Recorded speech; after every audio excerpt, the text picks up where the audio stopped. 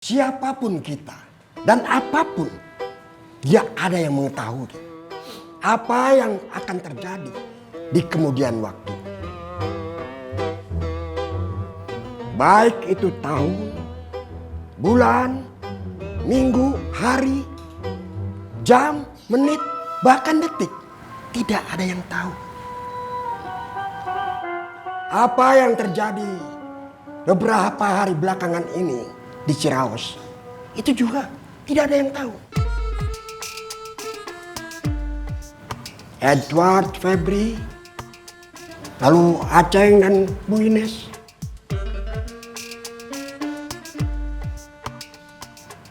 Dan mungkin masih ada lagi yang tidak kita ketahui.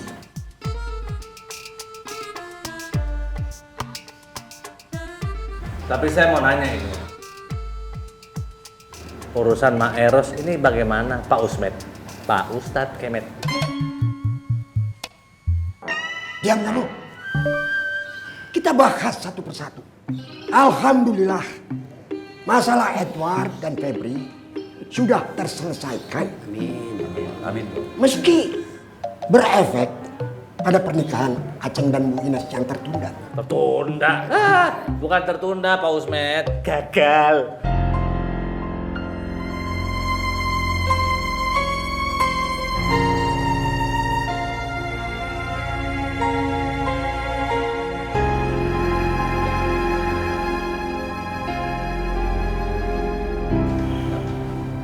Apa sih? Emang gagal kan? Ini semua salah siapa? Goceng, Pak Ustadz. Saya udah bilang sama dia, kamu ngomong baik-baik sama Bu Ines. Semua uang yang sudah dia keluarkan, saya ganti rugi. Terus kalau mau nikah lagi sama dia, semuanya saya bayarin. Saya bilang gitu sama Goceng.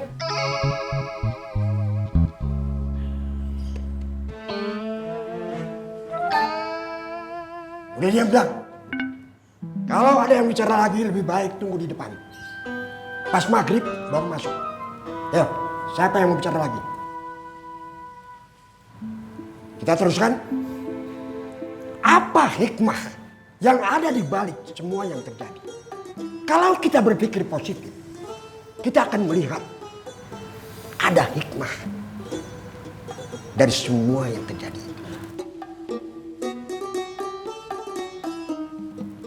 Tapi kalau kita berpikir negatif, itu hanya akan menjadi sebuah beban. Percaya sama saya. Ini bagian dari kita belajar nilai-nilai kehidupan. Meski dengan cara yang menyakitkan. Tapi inilah dasar dari nilai-nilai kehidupan.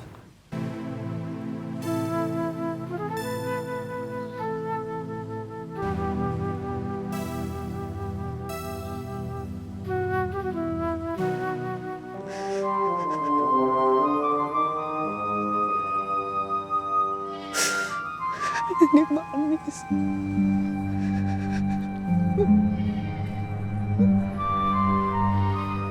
Ro, Assalamualaikum. Waalaikumsalam Kang Ucuy. Kamu masih di sini? Saya Ayo ke musola. Pedro, ini manis nelpon Kang Ucuy. alhamdulillah. Gimana kabarnya nih? Sehat? HP-nya teh dimatiin.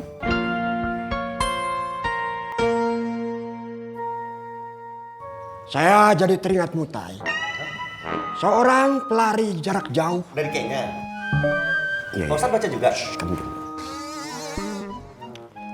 Pada sebuah perlombaan, Mutai sudah tinggal beberapa meter dari garis finish. Tapi karena dia bingung dengan tanda garis finish, dia berhenti. Dia berpikir dia sudah memenangkan lomba itu. Terus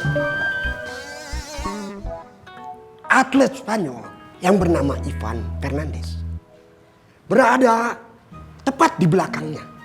Dia menyadari apa yang terjadi. Ivan mulai berteriak kepada pelari Kenya itu supaya melanjutkan larinya. Ya, tapi karena Mutai tidak bisa bahasa Spanyol, dia tidak mengerti apa yang dikatakan Ivan. Kemudian Ivan mendorong Mutai sampai ke garis kemenangan. Dan akhirnya Mutai menjuarai perlombaan itu. Sementara Ivan ada pada posisi kedua. Saya sudah membaca kisah Mutai ini berulang-ulang. Luar biasa, sangat luar biasa. Tapi ngapain juga didorong Pak Usmed? Lewatin aja kan menang itu si Ivan. Gimana sih? Itu pertanyaan yang dilontarkan oleh seorang jurnalis pada Ivan. Kenapa kamu melakukannya? Tapi jawab Ivan, impian saya. Suatu hari kita akan hidup bersama dan memiliki moral yang baik bersama masyarakat. Kita bicara soal moral dan adab. Nah iya, tapi Pak Usmed, kenapa juga si Ivan itu bukannya nyalip, malah ngebiarin si Mutai itu maju duluan akhirnya? Gimana sih? Jurnalis itu bertanya pertanyaan yang sama. Lalu Ivan menjawab, saya bukan membiarkan dia menang, tapi karena dia memang akan menang. Sang jurnalis masih bersikeras. Kenapa Anda membiarkan? Kenapa Anda membantunya? Ivan memandangnya dan menjawab. Memandang siapa? Memandang jurnalis itu. Apa manfaat dari kemenangan saya? Apa kehormatan dari medali itu? Dan apa yang dipikirkan dan dikatakan ibu saya tentang itu kepada saya? Gak usah dipikirin lah, yang penting menang Pak Ustadz. Ivan bicara tentang apa yang dipikirkan ibunya. Karena nilai-nilai kehidupan itu diturunkan dari generasi ke generasi. Subhanallah. Kita mengajarkan anak-anak kita, generasi-generasi penerus kita, nilai-nilai kehidupan. Kalau ada orang tua yang tidak mengajarkan hal itu, maka kelak dia akan melihat kenyataan kalau anaknya itu tumbuh menjadi seorang yang egois, mau menang sendiri, dan tidak peduli kepada sekitarnya.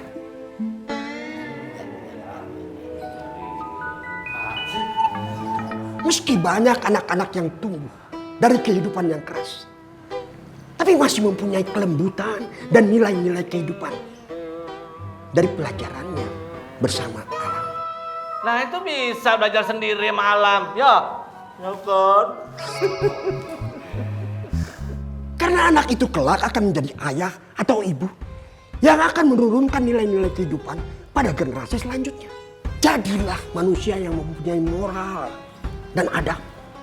Jadilah pembakaru. Jangan mengekor. Jangan menyontek supaya dibilang pintar. Jangan mengakui buah hasil pikiran orang lain sebagai buah pikiran sendiri.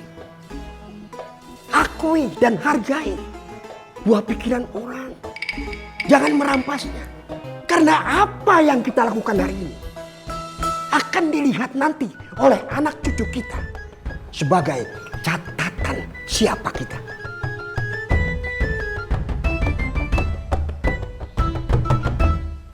Bro, ayo ke musola. Kalau memang nenek manisnya tidak mau bicara, mendingan tidak usah nelpon. Pedro, jangan negatif dulu. Siapa tahu pas Neni lagi nelpon tiba-tiba disuruh majikannya atau dipanggil majikannya gitu.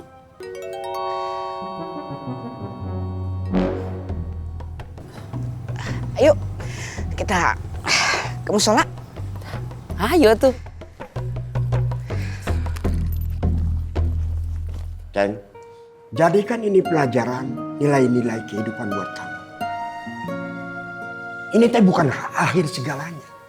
Insya Allah kamu dan Bu Ines akan tetap bersatu. Amin. Nggak mungkin.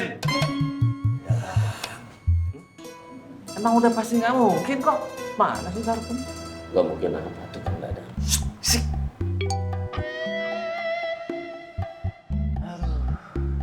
Ampun ini Kang Dadang.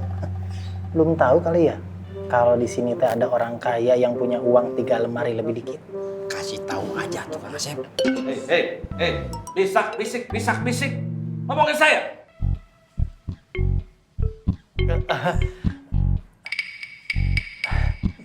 Casmat Kang Dadang. Perasaan saya tidak bicara apa-apa tuh, Sep. Ya udah ngaku aja. Emang Udah diam. Saya. Baik Pak Ustadz, keterangannya teh ada di dalam Al-Quran, surah Al-Kahfi ayat 45 Pak Ustadz. Ivano, bacakan. Baik Pak Ustaz. A'udzu billahi minasy syaithanir rajim. Wadrib lahum masalal hayatid dunya kama in anzalnahu minas sama'i fakhtalata bihi nabatul ardi fa asbaha hasiman tadrur riyah wa kana Allahu ala kulli syai'in muqtadira. Sadaqallahul azim. Artinya, dan berilah perumpamaan kepada mereka, yaitu manusia. Kehidupan dunia sebagai air hujan yang kami turunkan dari langit, maka menjadi subur karenanya tumbuh-tumbuhan di muka bumi. Kemudian tumbuh-tumbuhan itu menjadi kering yang diterbangkan oleh angin. Dan adalah Allah Maha Kuasa atas segala sesuatu. Demikian Pak Ustaz. Ayat itu mengumpamakan kehidupan dunia seperti tetesan air hujan yang diturunkan Allah Subhanahu wa taala dari langit. Tetesan-tetesan air yang mencurahkan sari kehidupan. Ini mampu memunculkan kebijian dari dalam tanah. Lalu mengubah menjadi pepohonan yang berdaun rimbun dan menghijau. Tentunya keadaan seperti ini akan segera berubah ketika datang angin kencang berhembus ke pepohonan itu. Dalam saat akan berubah menjadi batang-batang kering dan tidak berdaun. Batang-batang yang semula kokoh, yang berdaun rimbun dan mempunyai kehidupan dan mampu menghadapi ketika angin keras datang. Tapi sekarang dengan hembusan angin yang lembut ini, batang-batang pohon itu sudah bergoyang ke segala arah. Inilah kehidupan yang di dalamnya sekalipun ada nilai-nilai kehidupan. Kutai, ajar. Baik Pak Ustaz.